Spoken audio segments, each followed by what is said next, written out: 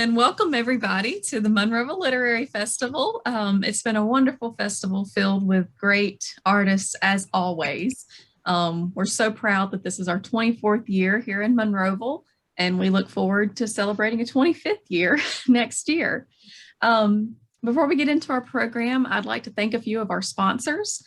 The Monroeville Literary Festival is a project of Coastal Alabama Community College. It is made possible by funding from the National Endowment for the Arts and the Alabama State Council on the Arts. Sponsors include the Georgia Pacific Foundation and George Landegger, who has been supporting the Harper Lee Award for 24 years. Finally, the Monroeville Literary Festival would not be possible without you, our faithful attendees. Thank you. So if you're listening tonight or listening in the future, please know how much we appreciate your support and would love to see you here in the future in Monroeville. Now I'm going to pass it off to Jeannie Thompson, the Executive Director of the Alabama Writers Forum and a wonderful friend to Monroeville, without whom this would not be possible. Thank you, Jeannie. Thank you. Well, good evening and hello to everyone. And as I was saying before, we're sorry that we're not in person, but I think that this screen in a way gives us an oddly more intimate way to be with each other and see each other face to face instead of sitting in an audience looking forward. So that's my happy spin on, on what we're doing. So on behalf of the Alabama Writers Forum and the Monroeville Literary Festival, I want to welcome you to the presentation of the Harper Lee Award. The Harper Lee Award was established in 1998 to recognize the lifetime achievement of a writer who was born in Alabama or who spent significant time living and writing in the state. Named for Harper Lee, whose novel To Kill a Mockingbird has sold more than 30 million copies and probably more than 30 million now. That number was a few years old. The award is made possible from a generous grant from George F. Landegger, Chairman Parsons and Whittemore. Previous winners include Albert Murray, Mary Ward Brown, Sonia Sanchez, E.O. Ed Wilson, Honore Fanon Jeffers, and others. And you can find all of the winners of the previous Harper Lee Award on the Writers Forum's website, which is writersforum.org. Angela Johnson is a nationally recognized children's author and poet. Since her first publication in 1989, which is the Ezra Jack Keats New Writers Award winning Tell Me a Story, Mama, she has published more than 40 books. Her works include preschool and picture books, young adult novels, poetry and short stories. She has been recognized with 3 Coretta Scott King Author Awards, the Prince Award, and numerous recognitions from the American and Alabama Library Associations, among others. In 2003, she was named a MacArthur Fellow, which is also called a Genius Grant. So we are so glad, Angela, that they recognized your genius with that award. It's really fabulous.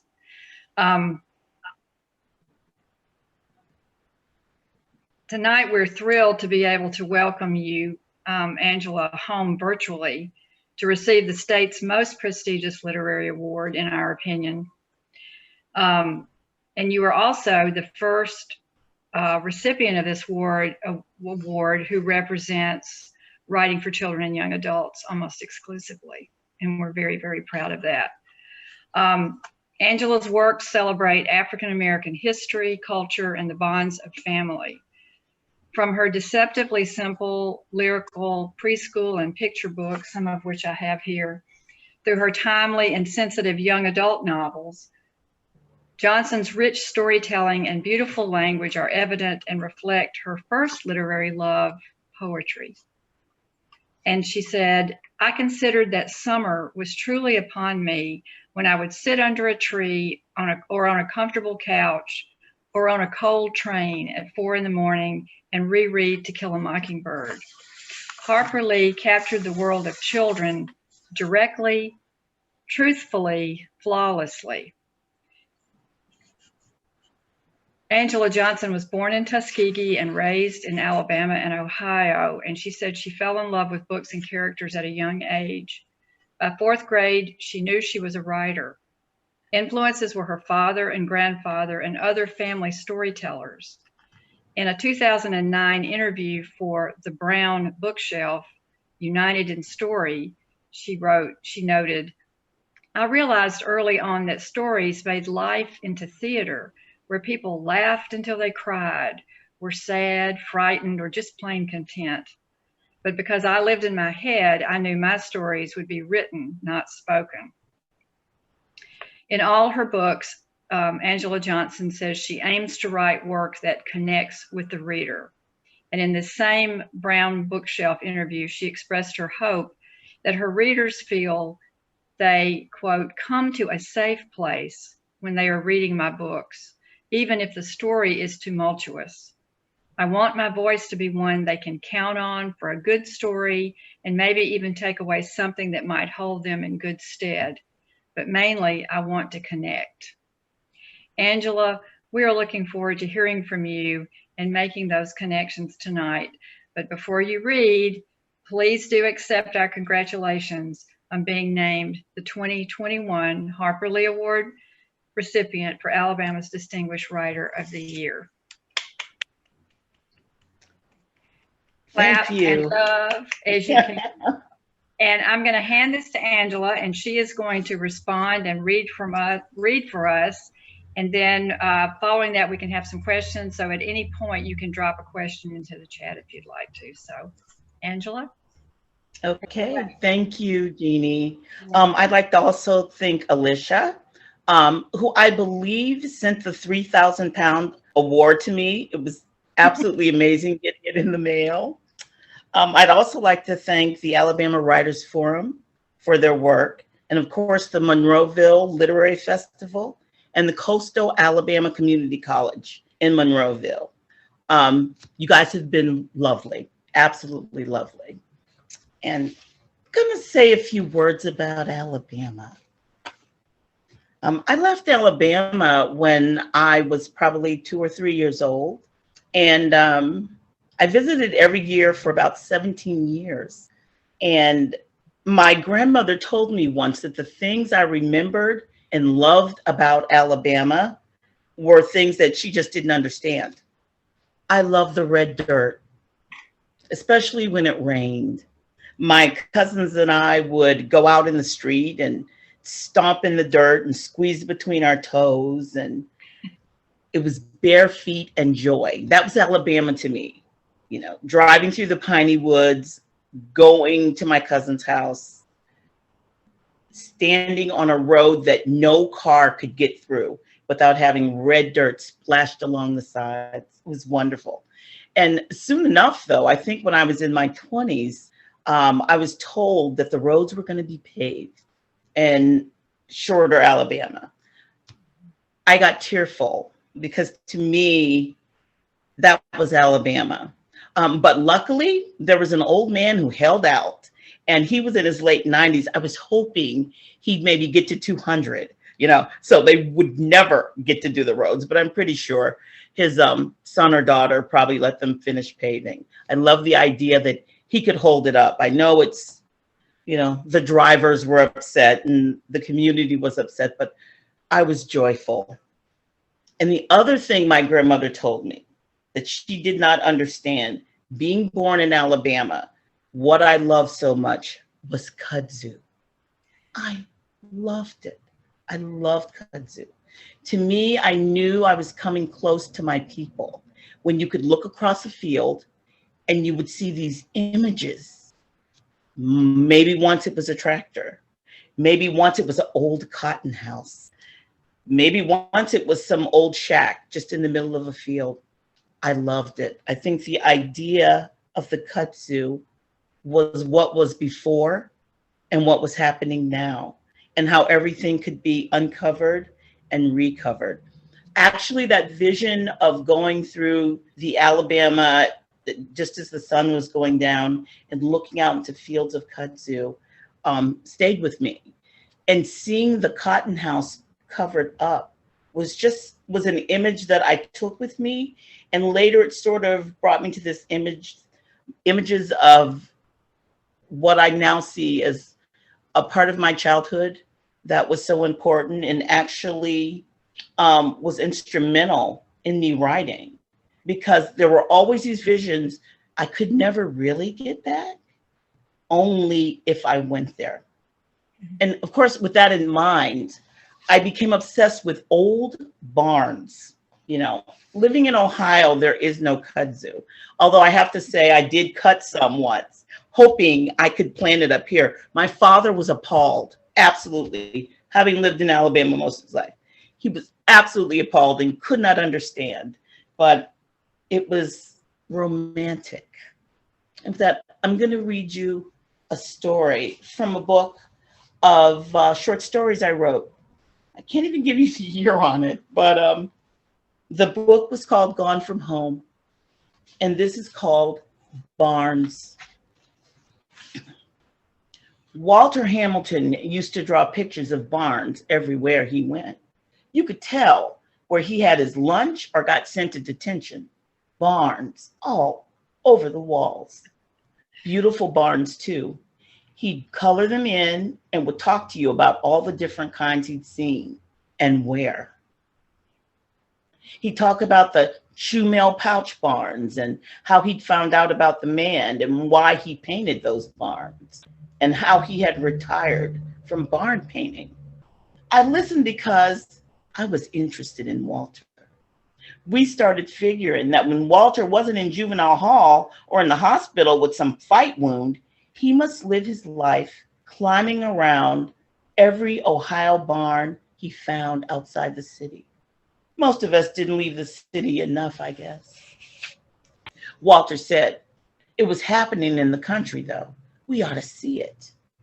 We're all sitting on the lunch tables, nodding our heads, and I was probably the only one thinking that there was nobody in the world like Walter. This kid Marshall even whispered, who could be crazy for barns growing up off of East 103rd in Cleveland? Walter didn't hear him, and I was glad. Then he said something like he'd see us the next morning because his uncle had a pickup truck. He'd see us in the park the next Saturday morning.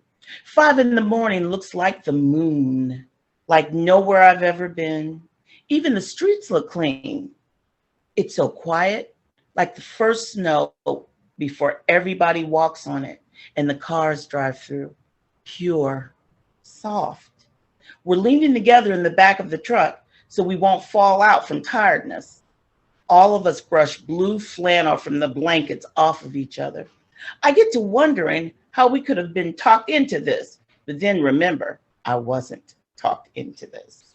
Nobody knew it, but I would have gone anywhere to be next to Walter. I watched him start up the truck with his dog beside him. He turns and taps on the back window. Got room for one rider?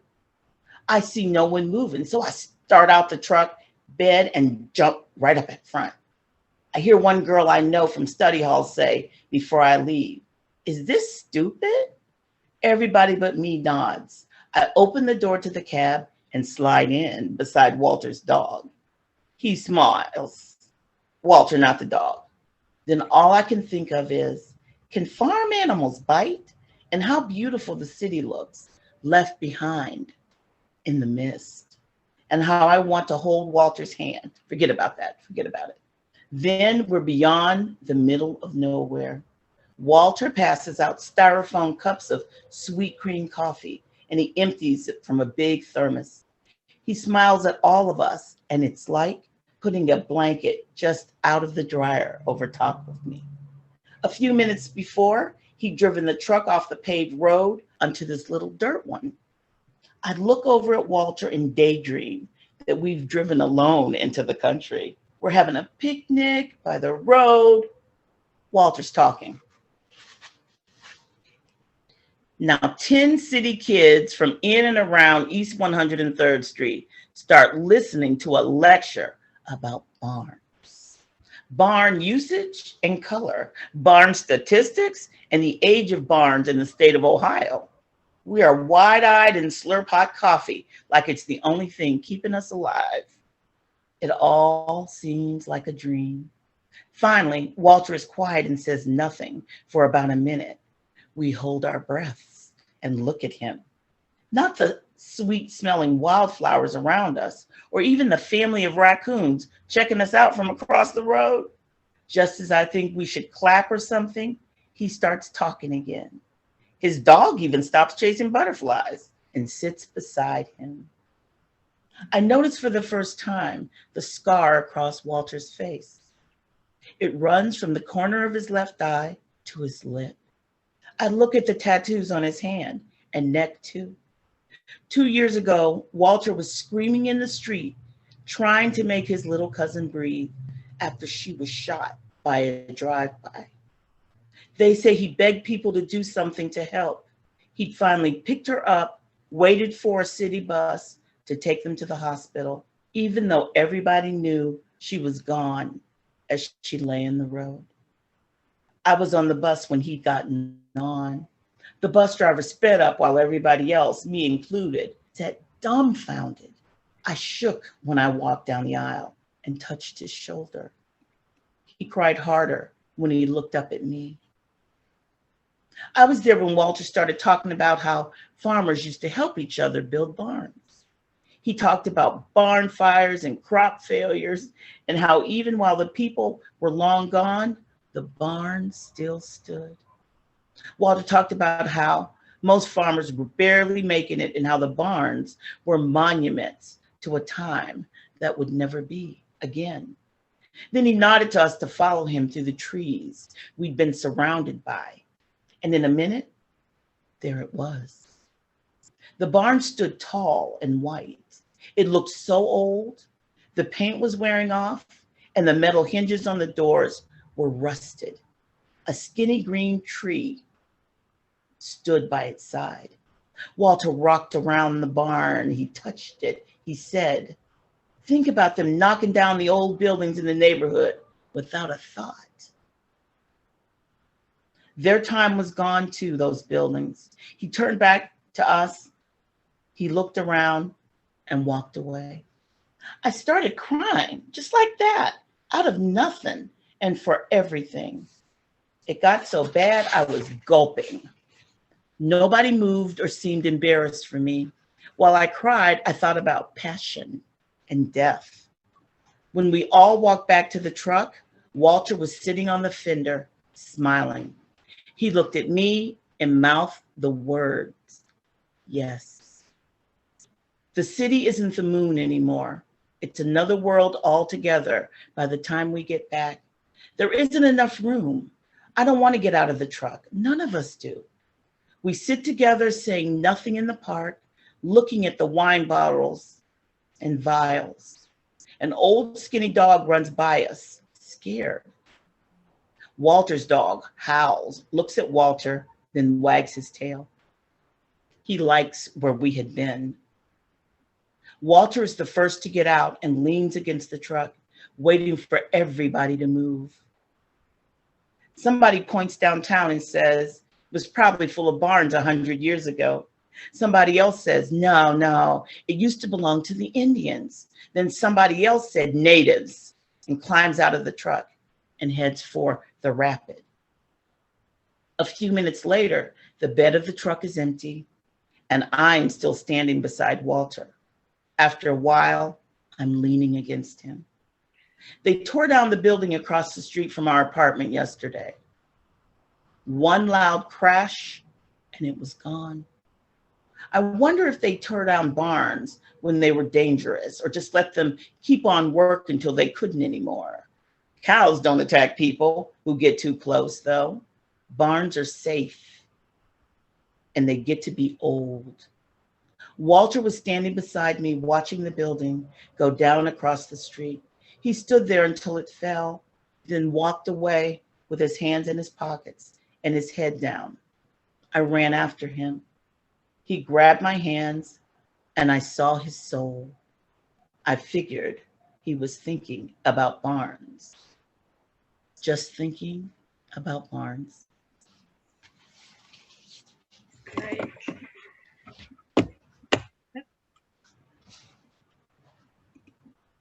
Any questions? What a beautiful story. Thank The you. resonance at the end of it is really wonderful. Thank you. So I could go on and on about Barnes, but maybe somebody else would like to say something. Reaction or question? Mm.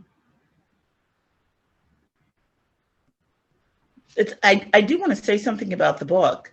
Okay.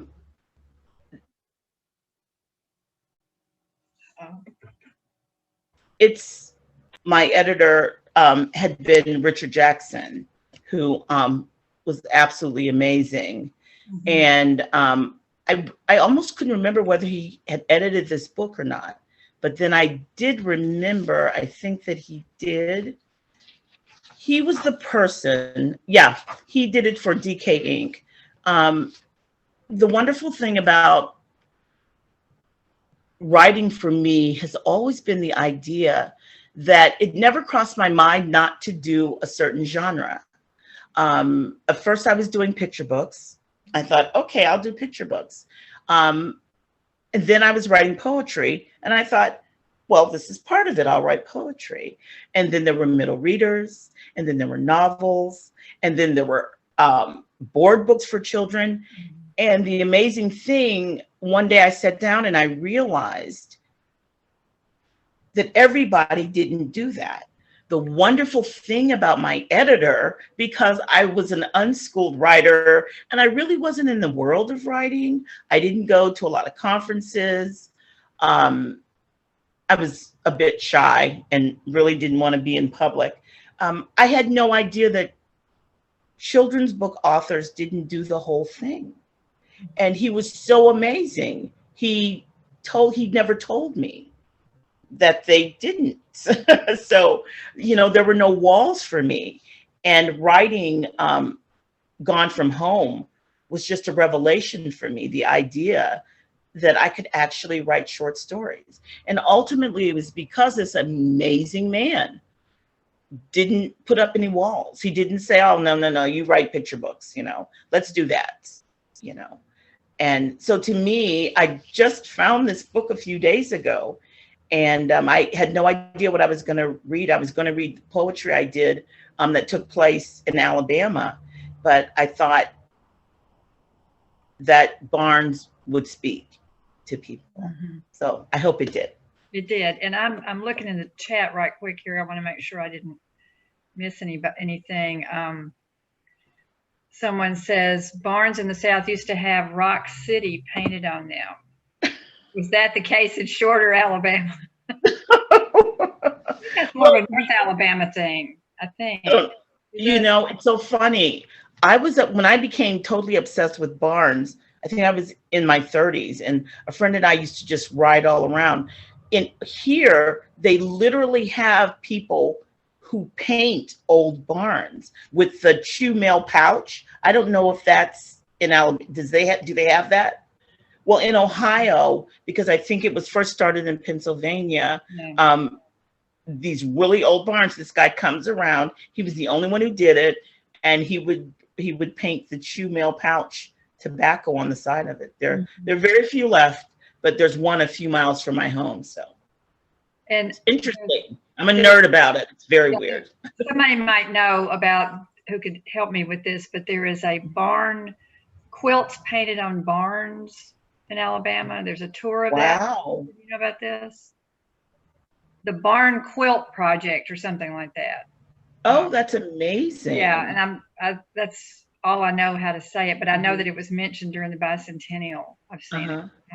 I love it. Now here's a question that says, Angela, do you have any words of wisdom or advice for your younger self? Yeah, I should have gone to more parties.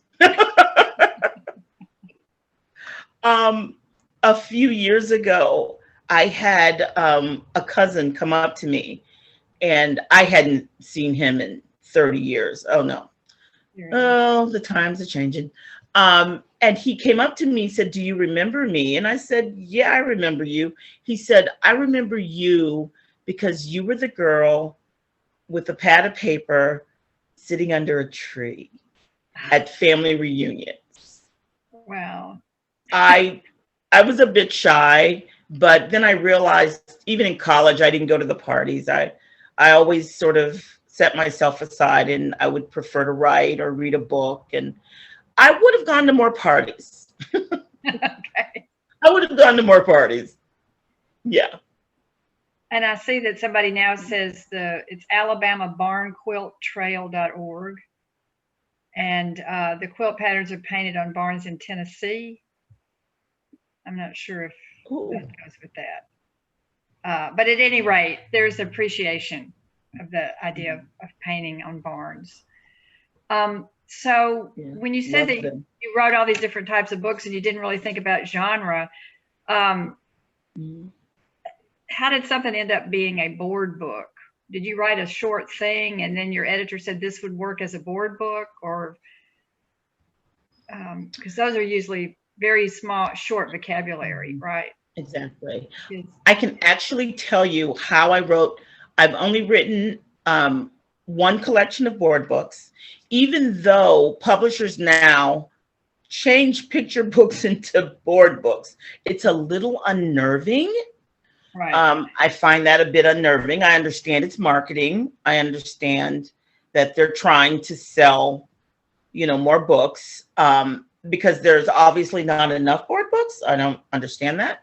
But I can actually tell you one winter night, we were actually having sort of this horrible blackout, like whiteout storm in northeastern Ohio. I got an idea that I wanted to write a board book. I called my editor on a Saturday night because he was an amazing man. Richard Jackson passed away a couple of years ago, but he was an absolutely amazing man. And I said, I don't know how to do this. And he said, sure you do. Because I'd always considered my picture books poetry. I write a picture book as poetry. So a picture book is written in one setting. I get an idea, I get in a mood, I have a feeling, and everything is written.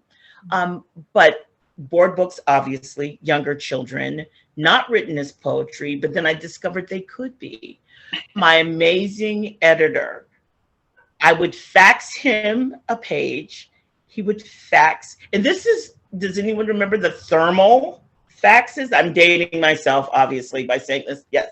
As they rolled out of the fax machine, rolled across the floor, I would fax him one page. He would send me back, that's wonderful, you got it. I got into a rhythm, and on a cold, like blizzardy winter night, I wrote 4 board books because, again, my editor told me I could. And there was nothing stopping me. And I knew all about writing board books, even though I'd never written a board book before. And that's how I write. And from then on, I really told myself, I can do this. Yeah. If I can't do it, I can call someone who can tell me that I can do it. And then I'll do it. So, and I'm lucky enough to have an amazing friend who's a playwright. Who's always telling me I can do something, and I work that way for her too. So, but I just, those board books in print, are they in print? Mm-hmm. Pardon me? Are the board books in print? Oh yeah, they are. Actually, I believe you can find them at the Scholastic Teacher Store. Okay. They mainly sell them through them. Mm-hmm. Okay. It's about a little boy named Joshua and his family. Mm-hmm. They're lovely, I must say. I have such fond memories of writing them, and such fond memories when I can of reading them to nieces and nephews when they were little. So, have you done any library readings? I've heard about, and different during COVID that libraries have brought people in by Zoom. Have you done any of that? I haven't done any libraries, but I have done classrooms. And it's just always, the kids are so sweet. Obviously they're wearing their masks. And when they go to ask questions, it's always, and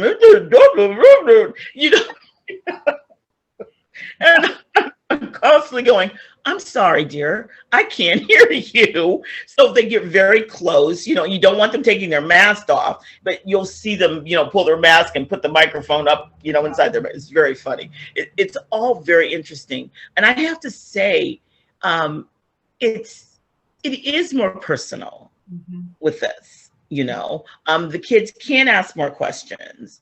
I always set it up when I did actual in-person school visits where the children would have enough time to answer, I would answer any question they had. But this actually works. Plus the classrooms are smaller because, most of the schools are doing virtual or in school. So there's a mix. I see that we have a question here. I'm trying to not miss things. Alicia said, I love the relationship with the visual arts that goes hand in hand with children's books. Can you talk about your relationship with your illustrators? Or do you have a relationship with them? You know what? I don't really. I have to say, there are two illustrators that I personally knew. That was Dave Pilkey and Rhonda Mitchell, who, I'm blanking on the book Rhonda did the board books. Okay. She did the amazing board books. My mother knew her, and she was this amazing artist that lived the next town over. And we met, and I thought her work was beautiful. And I sent her work to my editor, and he loved it. I mean, she did such a beautiful job with the board books. And Dave Pilkey, because I ended up living in the house that he lived in first. And actually, they were looking at him to do, what was the, I'm blanking. Old age has got me. He ended up doing Julius, which he just did a hysterical job. Just wonderful. So I really haven't known personally my illustrators. And, I could never be a collaborator. To me, I know nothing about what I would want in an illustration. I have no dreams and no visions about what these children or what these books are going to look like. And I think it's healthy because, there's a lot of stories about writers who get in the way. Yeah, there's a lot of hysterical ones and I can't repeat them. But it's, you're basically, running in other people's, you're sort of getting in their lane. And I've always felt that. I mean, I've always been amenable to an illustrator who was uncomfortable with maybe a line or something, or really needed a line to be changed. I had no problem with that. But I could never see myself being sent art and going, oh, no, we can't have that. I could never see myself doing that because I think what illustrators do is magical. It is magical. And I would never touch that, ever. There's another question here. Salam Green's question. Salam, do you want to ask your question? Do you want to? Yes. Okay. Thank you. Congratulations, Angela. So great to have you here at Alabama. I just had a comment that your book, Toning the Sweet, just totally had the most profound impact on me when I got it at a Scholastic book fair in college. And I just wanted to thank you for bringing the truths of Black women in the writings that you do. So thank you so much. That book just has such an impact on me. And I keep it on my shelf everywhere I go, no matter if I'm moving or anywhere. So it is, yes, it's one of the most profound books that I read in my early reading. So thank you. Thank you so much. And you are welcome. Another book, a little background on Toning the Sweet is I lost the first half of the novel on a bus. Oh, no. Yeah. And then I lost a few chapters because I didn't have a computer. I had a word processor. And it doesn't, if you don't manually save a word processor, no one remembers. It will just disappear your work. Yeah, on a floppy disk. So that book, actually, I'm surprised it ever got published because it got lost a couple of times. But after I wrote that book, that was empowerment because I realized that I could actually write a novel. Mm-hmm. I mean, it wasn't a long novel, but it was a novel and I was amazed. And I I'm so happy to hear someone still thinks of that book. It's wonderful. That's great. Do you remember roughly the publication date of that? I believe it was, I want to say it was 1990, Okay. maybe. I'm really bad with dates. That's okay. That's okay. Yeah, 40 or something books later, I'm bad. Yeah. That's okay. You're allowed. Okay. Let me see. Let me go back up here because I missed somebody. I guess this is Valerie Gribben. Valerie, do you want to ask your question yourself? Yes. Hi, Ms. Johnson. Thank you so much for your wonderful speech. I just wanted to, when you were talking about your sense of Alabama's kudzu and joy and bare feet, I was like, oh, that captures it. I grew up in Alabama, and that so gets the heart of it. My question is, I love that you give so many sessions to younger readers, and I'm a pediatrician, and I'm sure that I would just benefit from hearing what sort of, I'm sure they always ask you what advice you have for them. And I think adults would benefit from hearing that advice too. As far as children and writing, or? But when you talk to those students, what advice do you have for young writers? And I thought that something I took away from was this idea of writing without limits, that it's kind of like the Marie Sendak quote that I write books and people say they're for children, but you just write what's in your heart. Right. So I just wanted to, I'd love any advice for young people or maybe slightly older people. Okay. For the very young, I always just say, to become a writer, you have to become a reader. You have, if you listen, if those people in the books, when you're small, just become, characters that they want to know early on, it's always devastating when a child will come up to you and go, I don't like to read. I don't like to read. And the teachers, they're in the corner and they'll talk to me later and go, I cannot find a book to make this child love reading. And it's always so sad. And this I have always expressed because I come from a family of readers. But a couple of our kids are not readers. And we almost, and even supposedly I should know how to get them to love reading, but I haven't found the key yet. I trial different books, and then I just think time, but it's the love of reading that I really stress, because when you start to understand voice, when you start to understand other people's lives, when you start to put yourself in that character's place, that's when you have become a person of the world. I truly believe that when you can step outside your own boundaries, when you're reading a book about people who are so different from you, or even of course, if it's fantasy, and I say this for adults too, because people always say, write what you know, but I've never, for nonfiction, I guess that's true, but I've always been write what you feel. Really write what you feel, because it's not necessarily for everyone at that moment, and even if you're a writer, it's not necessarily for everyone at that moment. A lot of young writers will go, well, how do I get published? How do I get, and I think, what have you written? How many years have you done this?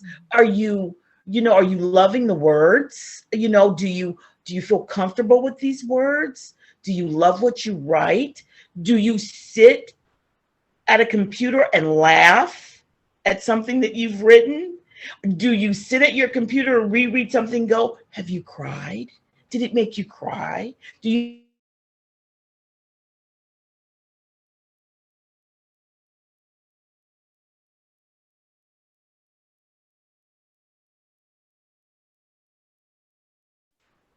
everyone, years ago, it was all the Harry Potter phenomenon, but my niece was an adolescent at that point. The idea, a lot of people didn't like the Harry Potter books, but the idea that these kids were standing in lines with sleeping bags wrapped around buildings, because they felt something for these characters. These characters made them laugh. These characters made them cry. That's important. It's important for young readers, and it's important for us. And I still want to be moved. Everyone wants to be moved. And if you want to be a writer, you first have to be moved by your own work. That's all I got for that. I hope I answered your question. Everybody write that in your journal. I'm writing it in my journal right now. You have to be moved by your own work. That is really great to admit and know and claim and own that. Thank you. There's one more comment I kind of sailed by, and I want to go back to it, and then I've got a question. This is from Donna. Donna, are you with us? About the niece and the board books? Yes, I just couldn't find my button. Okay. You want to make your comment? Yeah, I'm just really glad that there are people who write the poetry for the babies, because my niece was rhyming words when she was 2 and under even. But because she read rhymed books and she loved them. Oh, wonderful. I love it. You know, it really moves small children. Yes. And aside from the fact, I've had all these nieces and nephews, and obviously gotten a lot of board books. Get them early. Get these kids' books in front of them early. You know, even if they're babies just chewing on the board books, that's part of it. You know, my nephew, he picks a book up and goes, "Is this a nighttime book or a daytime book?" That question would be, "Can you read me this book right now, or am I going to have to wait till later?" The love of reading, it doesn't take much. Even a child who may not be a reader immediately is a listener, especially when someone puts a book, on their lap and says, "Let's read," or "I shall read to you." And it's amazing. It's, to me, I've been doing this for years, and there is still magic in reading to children. And like you said, the little ones, I mean, they're amazing. They rhyme and they remember. I don't remember my own books, but after a couple of readings, my nephew can remember everything, which is a little frightening, but he's either remembering more or I'm just losing, all my memories. So. Well, you're just shifting them to him. Yeah, we're just shifting. What about any other questions that might have been sparked by any of this discussion? Does somebody have one?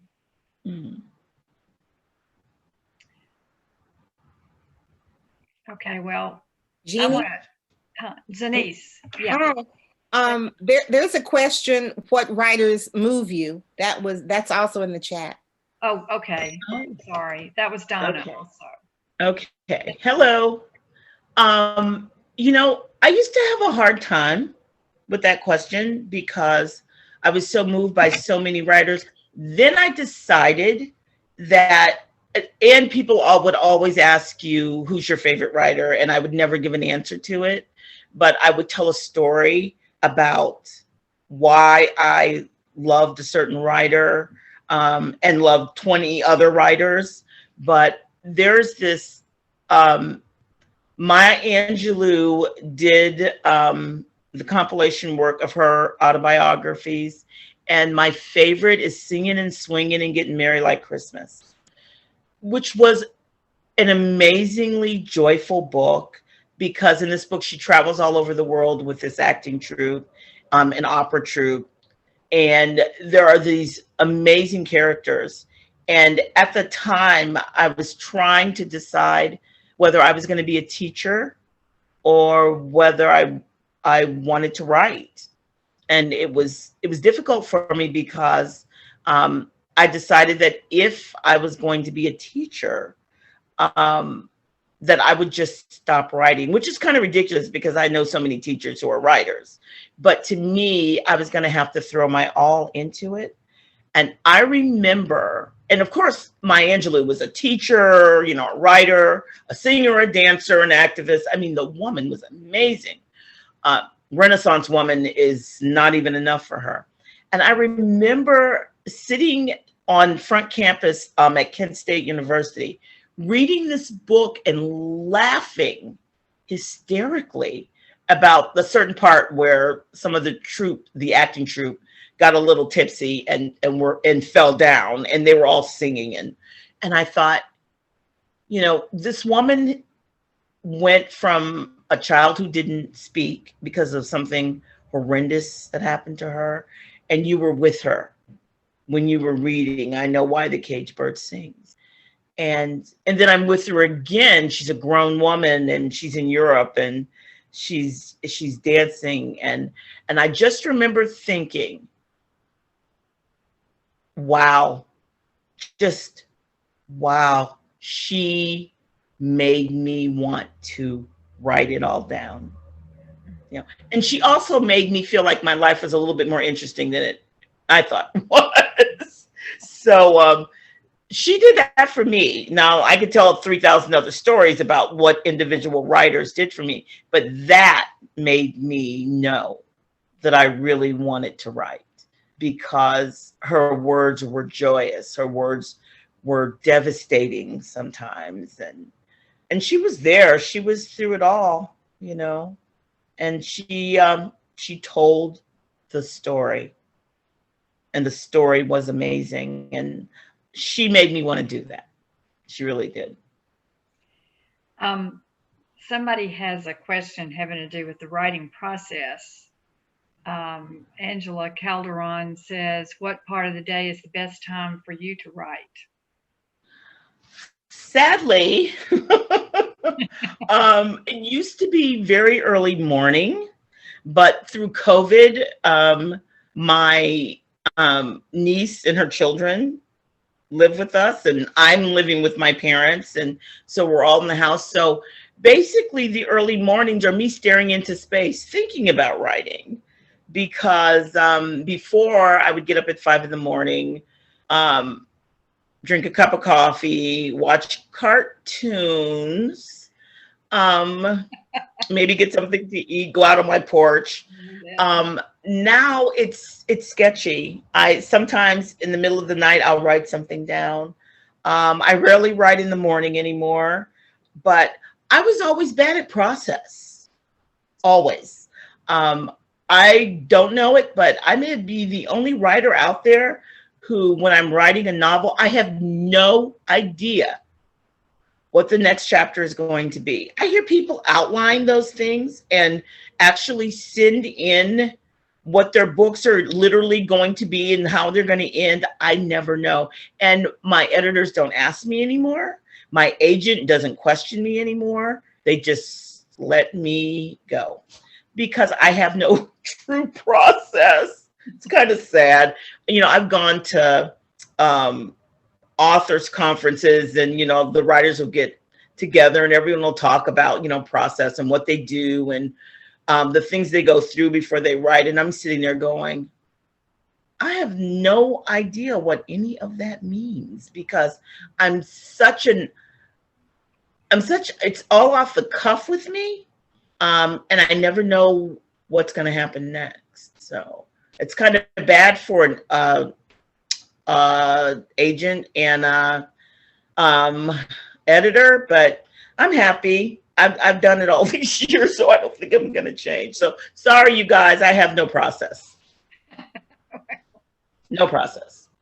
I wanted to ask you a little bit about, I know you think about this, but could you say what your thoughts are about the place of the writer in the community today, when there's such a need for clear voices, but it's hard, you know, you can't do it from a soapbox.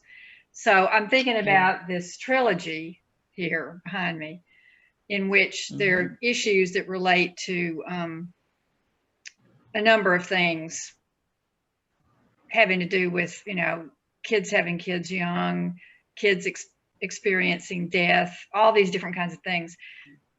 I'm kind of backing around this because I don't know exactly what my question is, except that, do you think about the need for your work to, in some way, instruct, inspire,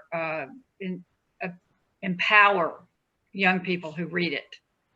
Or does this just I can honestly naturally like your process? Right.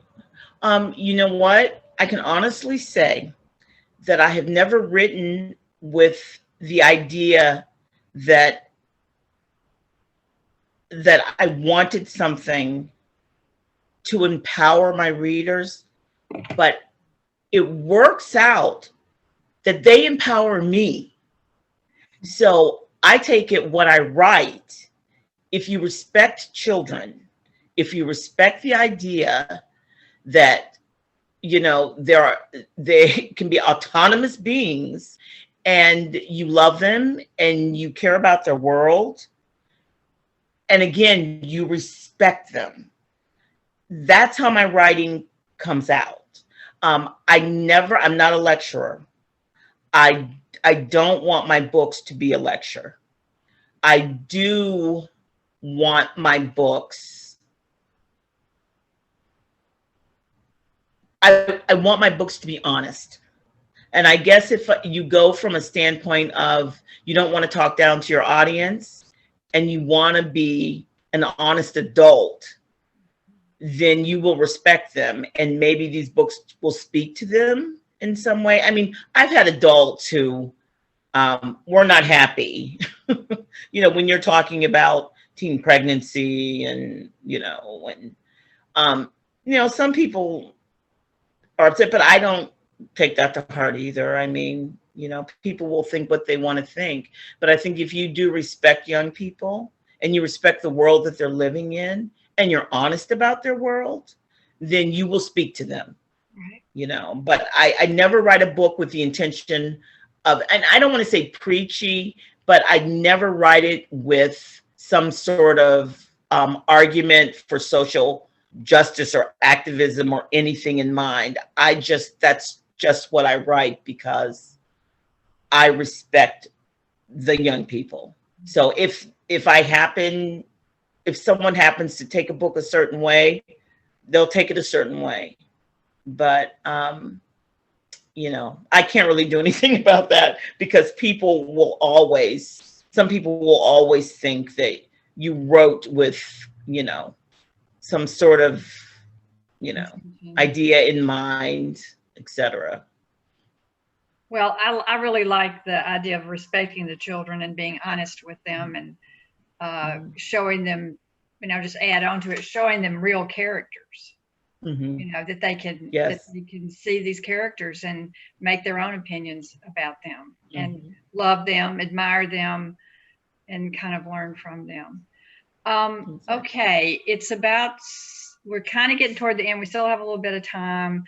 Let me look back through the chat here. I see somebody, let's say Angela Calderon also says, how do you find or identify sources of inspiration to write? I guess it's everywhere. Yeah. It's everywhere. Early on, it was a lot of music. I wrote to music. It's interesting because I don't do that anymore. But, you know, I lived in a university town so much. I would get on the bus. It was really interesting. I came away with a lot of ideas riding on the bus. And in the Midwest, people are very friendly. I mean, you know, they get on a bus and they're like, what are you doing? And they're sitting down and talking to you. And, you know, they want to know, or if they see you a lot, all of a sudden you're the friend that, you know, the bus friend. I got a lot of inspiration, you know, from just riding around on a bus, you know, travel, lots of ideas when I traveled.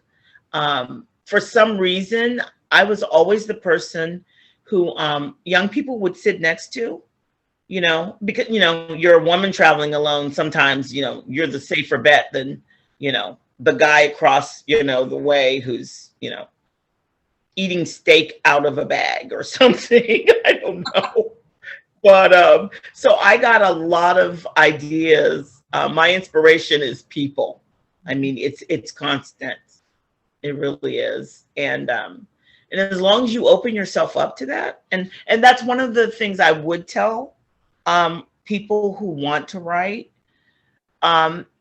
you think you need to be alone, and maybe some people do, but I actually did my best writing when my goddaughter lived with me for a year. And she would come into my office with a cup of coffee, prop up, and talk to me for hours while I wrote. And I wrote some of the best things I ever wrote with her in the room, drinking coffee and talking. So you never know. You never know. Well, and the last comment, I guess, here that I see is from Donna, who says, "Thank you for bringing so much joy in writing. I'm inspired to continue." And I would take that to mean she's inspired to continue writing. Oh, that's wonderful. Thank you. So anybody further have comments? Do you think you would ever like to come back to Alabama and spend a little time here and do some work? If Yes, somebody found a way to bring you in as a guest. I would love it. I would love it. Yeah, I've been with, who was I? Was it the Alabama, or was it the literacy? I was there twice before. Actually, one time I was out of the country and my cousin came in my stead. I accepted an award, and they loved her so much. I told them that she could just come back forever as me. She was wonderful. She lives in Birmingham. Her name's Shadra. She's hysterical. So, and then another time I came and loved it. And yeah, I'm sorry. Yeah. Anytime you can get me down there, drag me. You don't have to drag me. Just ask me. I love it. Okay. Well, we're going to do that. Okay, great. Because I think it's real important for the people who are living in Alabama today, who may not have known Alabama writers when they did live here, to have a chance to see them and you know, spend some time. I don't know exactly how to make all that work. It takes a lot of money to travel everybody around, but if you're willing to come, we'll find a way. I am willing. Okay. Most definitely. Yeah. And also, I know this is sort of off topic, but with COVID, you know, the world is so different. I found myself, when I got sent my award, I also got a tote bag. Yes. And I have to tell you, I love it. I love the tote bag so much. You know, it's things that you took for granted when you traveled that people, you know, would have. You get a tote bag, you get a lanyard, you get something. My mother looked at me like there was something wrong with me. She's like, "You got that amazing award?" I said, "It's great, isn't it? But they sent me a tote bag." I love it. Thank you. Thank Alicia. Alicia's the design genius on the tote bag. Thank you so much. Things I just took for granted when I would, you know, appear, and, you know, you would go into your hotel and there'd be cookies, and, you know, you'd have your tote bag and pins, and, you know, you love it because those things help you get through. You know, you can stuff more things in a bag at the airport, all of those things. But when I got that just warmth, this wonderful love of all of you came over me, because I do so many Zoom things, and you don't get tote bags. You just don't get them, but I love it. I love it. It's already full, by the way. So good. Yeah. Well, I'm glad that it traveled up there with the Harper Lee Award. I love it. Okay. I think I'm going to hand it back to Alicia here, but Angela, thank you so much. Oh, you are so welcome. Your heart and mind to us. Thank you so much. Oh, thank you. You guys were wonderful. Thank you for the questions. I enjoyed myself. Good. Thanks. Okay. So, Alicia. Another Zoom round of applause for Angela. Thank you.